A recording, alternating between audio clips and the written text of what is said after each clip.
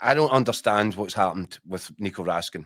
I don't understand the logic, but I'm going to tell you this. I felt it from day one, and Russell Martin, as we said at the time, he really threw his players under the bus after that opening game at Motherwell. And I came on the show and I said to you, I think he's talking about Raskin. Oh, you did, aye. And also, if you recall, I think early in the season, I can't remember what game it was, but Connor Barron, was that a pre-season game even? Connor Barron came out wearing the armband. I think it was Bruges in pre-season. Yeah. Aye. Nico Raskin would have been wearing that armband previously. Aye. There seems to have been a problem, a real clash of personalities right from the outset. And if, you could see the signs at the time. And what it's blown up into, I'm not sure. And neither man wants to give their version of events. They're very keen to move on, and rightly so. They have to. But it's your job as the manager. And not everybody's easy. There are some characters that are more difficult to manage than others. But if you're the manager, it's your job to assess the importance of this guy to the team and then find a way to bring the best out of him. Find a way to communicate with him. You don't throw a huff and just kick him out of the team.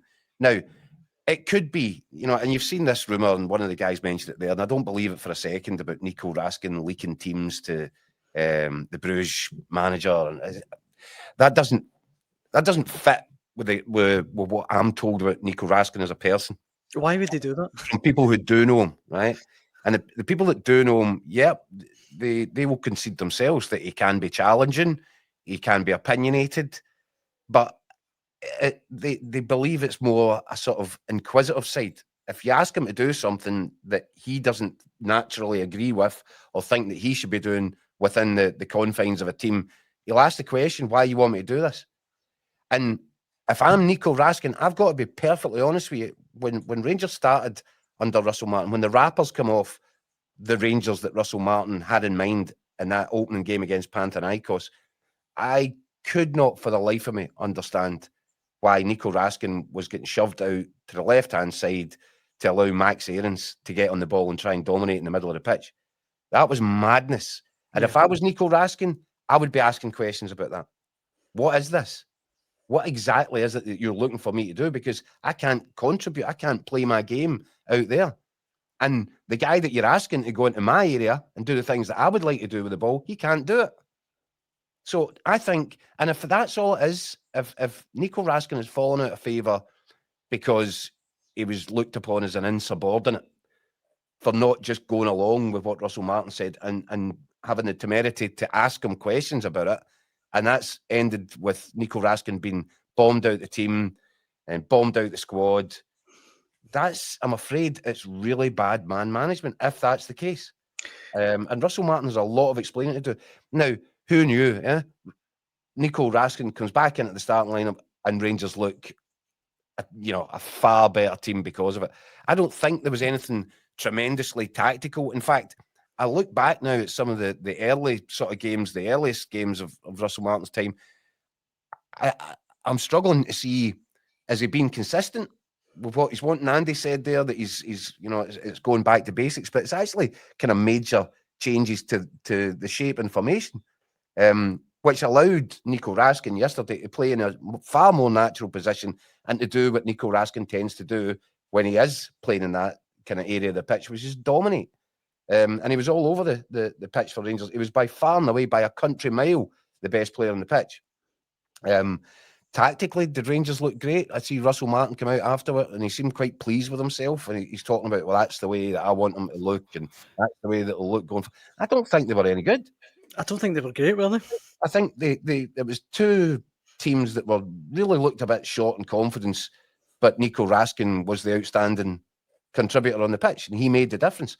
He scored the opening goal, and Russell Martin couldn't even really take any credit for that because that was a set-piece routine which Rangers worked on when Barry Ferguson was the manager and Billy Dodds was in charge of corner kicks. And we've seen it time and time again. We saw it over that period of last season, the last few months of last season. It happened time and time again. Raskin would get on the front foot, give his guy the slip, dart towards the front post, and Tavernier would try and find him. I think one of the goals he scored against Celtic was was exactly that as well. So, and up until that point, had Rangers been peppering the Hibs goal? No. Not particularly. I can't think of a save the keeper had to make before Raskin scores that goal. Raskin then plays a major part in setting up the second goal, which gives them all a bit of breathing space.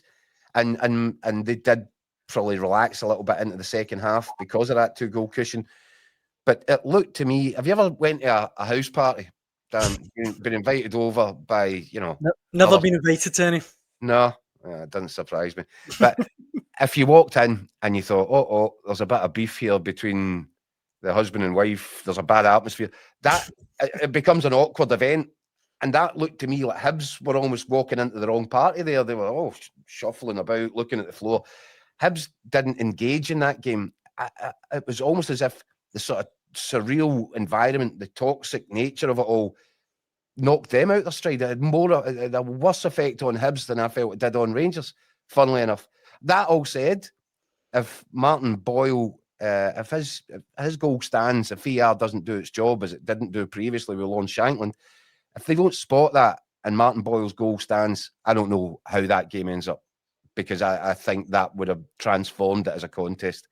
And we've seen plenty of evidence with this Rangers side and these players that they go into their shell.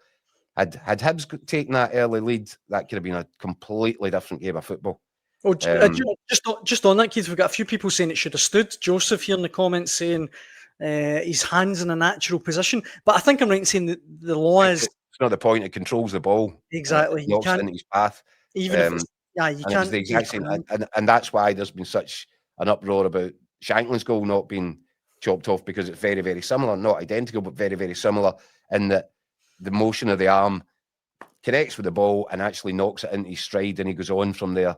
And I know there was some ludicrous discussions about that was first phase and it was the second phase the goal was scored, and nonsense. That was a ricket that the VR made, and they got their decision right at the weekend with Martin Boyle. But I'm just wondering, in terms of sliding doors moment, what that match looks like if the goal stands, if it's not spotted, and if Hibs did take that lead, because I think they would have grown more into the game.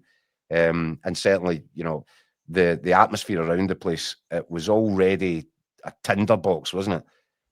If Hibs had taken the lead at that point in the game, it could have got really out of hand. And I'm not sure that the Rangers players would have responded to it in the right manner.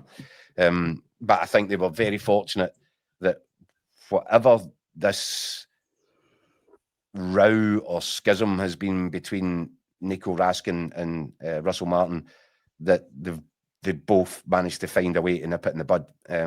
Because Raskin, quite simply, there's a reason that Nico Raskin is playing and walks into Belgium's national midfield. And there's a reason that, apart from being English, that Joe Rodwell's not going to walk into Belgium's national 11. Do you know what I mean by that? That we're talking levels here.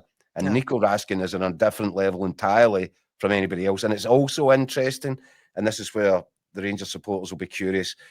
Russell Martin seems to be edging back a lot closer to what the team would have looked like towards the end of last season had it not had the dramatic surgery